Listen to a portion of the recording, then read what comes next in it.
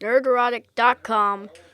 Welcome back to the Nerdrotic channel. My name is Gary Beekler, and I come to you from nerdrotic.com, and you know my feelings on Doctor Who Series 11. Haven't made them a secret. We recapped every episode live. You also know what our viewers thought because they were right there in the chat with us. And it wasn't a positive response. The audience has spoken here on our channel, but I was curious to see, now that the dust has settled on Series 11, what other people thought, mainly what the audience thought. We know what most of the critics thought. They were all pretty friendly. None of them were going to get caught dead criticizing Jodie Whittaker, the first female doctor. Some of them might lose their jobs over that. And that's why we call them access shill media. And that's why people are running to YouTube channels so they can get a little honesty. So let's take a look at some of these critics and what they said about the finale and season 11 overall. From the mostly friendly IndieWire, Doctor Who Season 11 review standalone episodes failed the 13th Doctor. Showrunner Chris Chibnall failed to give the Doctor a real story over the course of the first season on the show. The Audio Video Club, Doctor Who's season finale is a bit of a letdown. The very friendly Digital Spy, Doctor Who Series 11, Episode 10 review, Battle of Ranskoor av Kolos, isn't the finale we were looking for. The new monsters don't work, bring back the Daleks. From The Guardian, too touchy-feely? Yes, it was. This is from the very friendly Radio Times, Doctor Who, The Battle of Ranskoor av Kolos review, a triumph of style over substance? This is far from a high-stakes finale. The Doctor and a team face an old enemy. Yeah, if you mean old like from the first episode of this season. Okay, no surprises. There really weren't. In a slow, it was, but diverting conclusion. Diverting expectations? Yes, you did. Those few critics aside, everybody else has been calling this a triumph. The greatest season of Doctor Who with the greatest episodes of Doctor Who. And then we hear from the audience. And oh, look, a 45% audience score for Doctor Who Series 11. This reminds me of something. What does this remind me of? Help me out here, folks. Oh, yes, Ghostbusters, The Last Jedi, Star Trek Discovery. We see a theme here. And now your failure is complete, BBC. Or is it a success? Is this what you set out to do? Not that I'm Nerdstradamus, but this is the most obvious outcome in the history of television, just based on recent events. Did you think Doctor Who would be any different from Ghostbusters, from Star Wars, from Star Trek?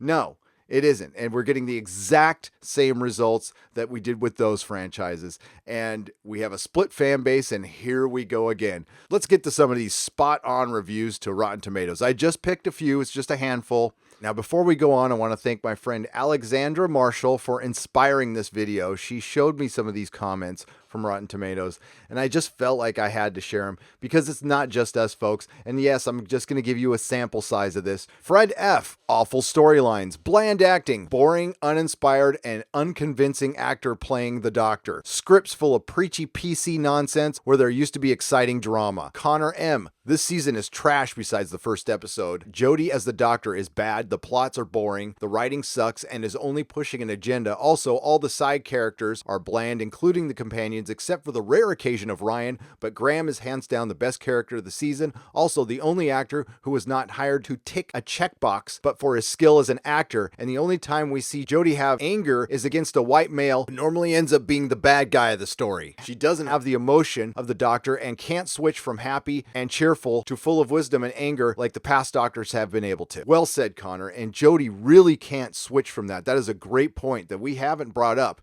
is her range is really limited as an actor, and she cannot bring that scary Doctor, that psychotic Doctor, and somebody later on points that out. We'll get to that. But first, Carl F., very disappointing. I have watched Doctor Who all my life from classic Who to new Who. Have enjoyed it all until now. The season does not resemble Doctor Who at all in my opinion, and it breaks my heart to say it, but I won't be watching anymore. We're going to hear from Angie F., and this might sound familiar. The only thing that was good about this show was Graham, and that final episode, his relationship with Ryan. I hope the show gets canceled. Jodie deserved a better chance. I am a woman, and I hated this show. Only watched it, hopeful that it would get better. I was wrong. Lee R. This was not Doctor Who. No fun, no drama, no color, nor excitement. The series could have been called anything but Doctor Who. This year's writing, directing, and acting has probably killed this long-running Doctor Who franchise and all associated with this infiltrated infantile vision should be set free. The group had 2 years to produce this abomination, and now we're told that it will be 2 more years before we get the next series, with no changes in personnel. If that is truly the case, the BBC and advertisers in the US should save their money, pull the plug on this inept group. Sorry I'm going to miss Doctor Who, as there has been no true Doctor Who aired since January 2018. Woo! Ryan M. Over preachy stories, poor acting, dull scripts, and unimaginative premises are only slightly offset by better cinematography, set values, and Graham. The show is unrecognizable from what it used to be. The campy, fun, adventurous genre exploring from horror to comedy has been replaced by a diluted attempt at a political message. The first episode is the only one worth watching in my opinion. I'm just going to read a little bit of Arsh P's half-star review and tell me if you haven't heard this before.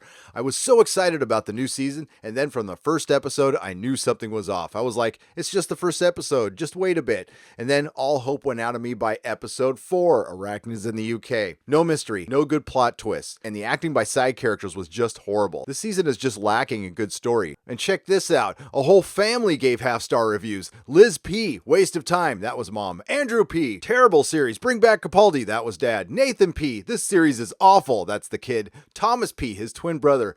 Half star, don't feel like watching Doctor Who anymore. The P family is pissed. Oh wait, little Georgie P doesn't want to be left out. Well, he's the weird cousin from Ohio who picks his nose. He said, what a waste of 50 minutes every week. Neil B, time to give up. It's getting worse week by week. George B, utter rubbish.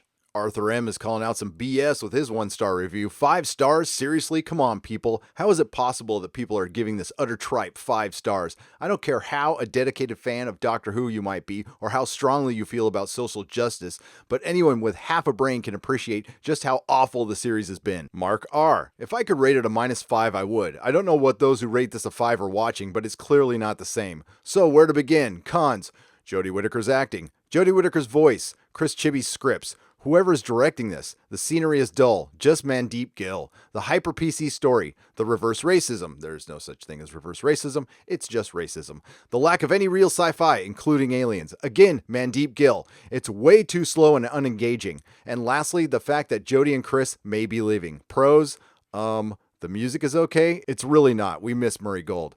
Bradley Walsh is the best thing in it. Sadly, due to this, I can't watch any of the new Doctor Who. At least with the Peter Capaldi era, he was a talented actor that could pull this stuff off. Jodie fails across the board for me, and honestly, I wish somebody would give her better scripts, better directing, and sit her down too to watch the classic stuff so she can make up her damn mind what kind of character she wants to be. And Chris Chibi needs to be fired. And Justin W., with his half-star review, states what I have seen the most in these reviews. I've been a Doctor Who fan for the last 14 years, and sadly, after watching half of season 11, I wouldn't consider myself a fan anymore. And Peter J states the obvious with his 2.5-star review. The first thing to say is I'm curious about the huge disparity between the tomato meter at 96% and the audience score at 46%, which is now 45%. The latter is surely a closer indicator of how fans have really responded to the new series.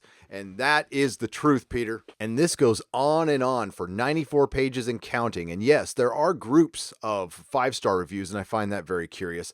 But you also got to remember, you may or may not know this, that not all of these reviews are counted to the percentage. They don't count a lot of half-star and 1-star reviews, so it's actually worse. Last one I wanted to read is from Cameron Riley. He is a producer for the podcast network, and this is from The Guardian. I've decided to sit out the Chibnall era. The Doctor, even in his most pleasant of incarnations, has had a singular trait. He is a psychopath. Not the serial killer type of psychopath, but the Steve Jobs type. The benign psychopath who, for reasons yet unknown, has decided to use his intelligence for the benefit of others. I was very excited to get a female doctor. I wasn't. I loved Chibnall's work on Broadchurch. It was okay. And hoped he would cast Olivia Colman. It might have been better as the Doctor. Whittaker was a great second choice. Not really. Unfortunately, from the outset, I felt Chibnall either doesn't get the fundamentals of the Doctor's inherent psychopathy or has decided to write it out. Making Whittaker a kinder, gentler, touchy-feely, kid-friendly Doctor, that's fine. He's the showrunner, and it's his prerogative to make the Doctor the way he wants her to be. I will inject that he should consider what fans want her to be, too. That has to be a consideration. But after a lifetime of Doctor Who fandom, I've given up and decided to sit out the rest of the Chibnall era. His Doctor doesn't act like the Doctor I have been watching since I was a child. She is full of self-doubt, is indecisive, and wants a hug. That's not my Doctor. This is what has become of our beloved franchises. Oh, how the mighty have fallen. And even though the Rotten Tomatoes scores, the audience scores, paint a perfect picture, The powers that be are just not listening, and the only way they're going to listen is if we just stop buying the stuff. And it saddens me to say that. I don't want to stop buying Doctor Who stuff, but if I do, it's going to be secondhand. And I was going to make another video on this, and I still will, but I'll tell you right now that Doctor Who Series 12, I believe, will be its last. I don't think they're going to want to go through all the trouble of finding another creator, finding another doctor. I think that's it, folks. You can add Chris Chibnall's head to the Hydra of the franchise apocalypse. I have become Hack, the destroyer of franchises. Once again, I'd like to welcome all of our new subscribers. Thank you so much. The growth has been unbelievable. Yes, we're still a tiny channel, but I'm so grateful for what we have. I am having such a good time. You are part of the show here. You are the co-host for our live TV recaps, which we usually come on about 15 minutes after the show airs. You've seen our Doctor Who recaps. We're also doing other shows like Counterpart and Titans right now, and coming up the Orville and Star Trek Discovery, which we like about as much as we like Doctor Who Season 11. We also do 3 live streams a week. Monday and Wednesday is the Nerdrotic Nooner at 9:30 a.m. Pacific Time, and Friday Night Tights at 7 p.m. Pacific Time. Please join me then. I have a Twitter, it's at Nerdrotics, and we also have a Facebook group, the Nerdrotic Podcast Facebook group. What you're seeing here is all of our wonderful patrons. At the end, you will see some of the stuff you get if you join our Patreon at the higher tiers. But for as little as $1, you get free content. Everybody, whether you disagree with me or agree with me, whether you hate the show or love the show, I want you to have a great day, and may the small folks sing songs of your greatness.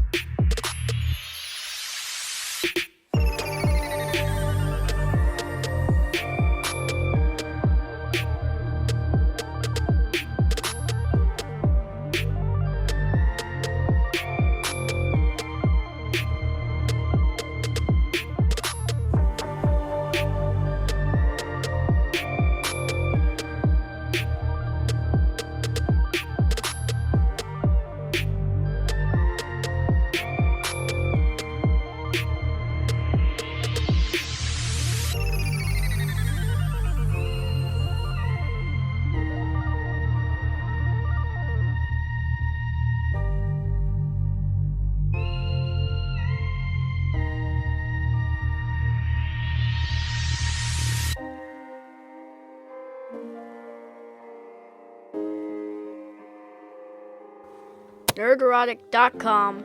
Please subscribe.